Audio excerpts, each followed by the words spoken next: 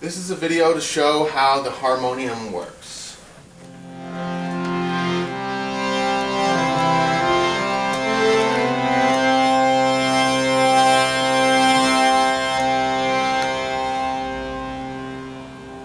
Harmonium is a wind instrument, so for this video we'll follow the path of the air.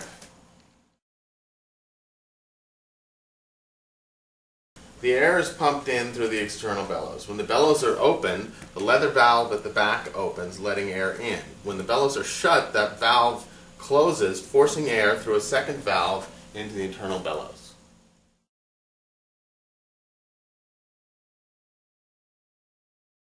The internal bellows are much like the external bellows. As they're filled, the internal springs force the air through the open stops into the reed chambers.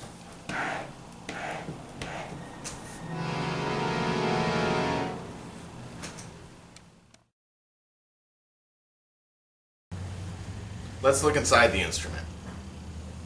This instrument has 4 separate bank of reeds. Therefore, it has 4 separate air chambers, one for each bank of reeds. When the levers at the front are pulled, they lift the stops, so that the air can be channeled from the internal bellows through the selected chamber.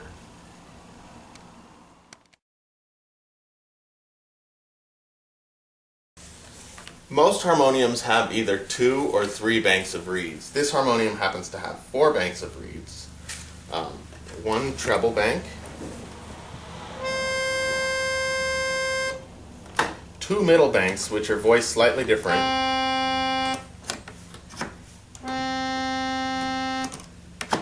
and a bass bank. They can be combined in any combination to give different voicings for the instrument or all together.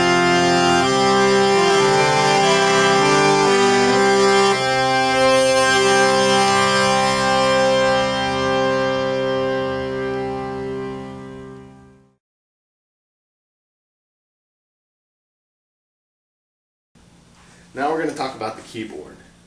The keyboard construction is done in 2 major styles. For this purposes, we'll call the one we've been working on a Kolkata style, and this other a Delhi style. The Delhi style key is in one piece. It pivots on the center pin. When the key is depressed, the front portion goes down and the back portion is lifted, allowing the air to escape through the reed, causing it to sound. On the Kolkata style harmonium, the key is in 2 pieces. When the key is depressed at the front piece goes down, and a tab at the back of the front portion of the key catches the tab at the front of the back portion of the key, lifting it, allowing the air to escape, causing the reed to sound.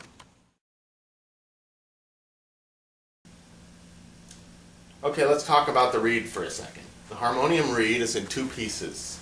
An outer casing, usually made of brass, which is screwed to the soundboard.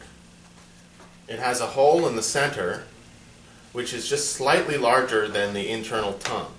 The tongue is usually made of copper or brass and is riveted at the back to the casing, and sits on front with just a small space here for the air to go through. When the air is forced through the reed, the center tongue vibrates, giving us the sound.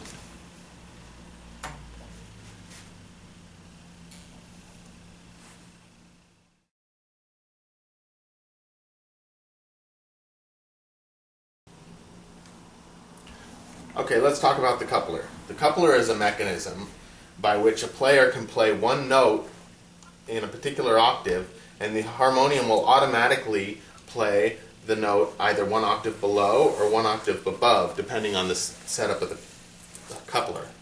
This instrument has a coupler that couples to the bass side. And what's happening there is there's a wood bar that runs underneath the keyboard from one note from the front of one note to the back of another note an octave below. When the key is depressed in the first octave, the piece of wood pivots and lifts the back of the key in the second octave, the octave below in this case. The sound effect of that is, when I'm playing this instrument without the coupler,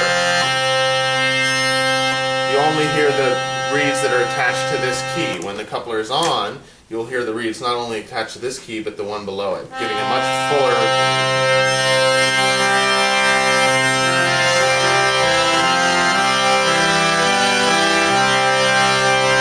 bigger, more chorused sound.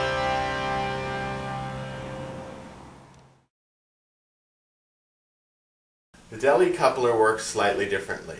Rather than a piece of wood that lifts the back portion of the key, this is a series of wires.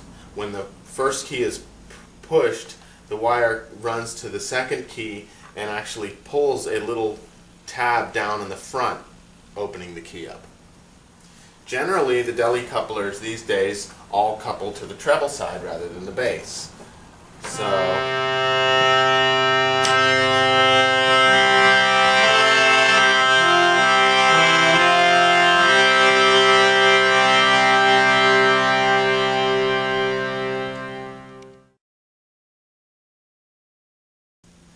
let's talk about the scale changer. The scale changer is a transposition tool, much like the capo on a guitar. This allows a player to move the keyboard up and down in a series of half steps. That allows you to play scales, chords, and fingerings from a familiar key in a less familiar key.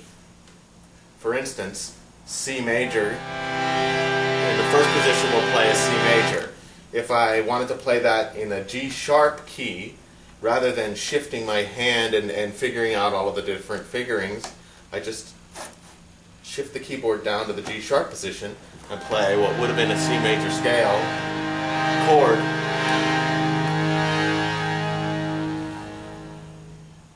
The scale changer is a complicated mechanism. Therefore, it's important, if you're going to use a scale changer, to find one that's been well built by a respected maker.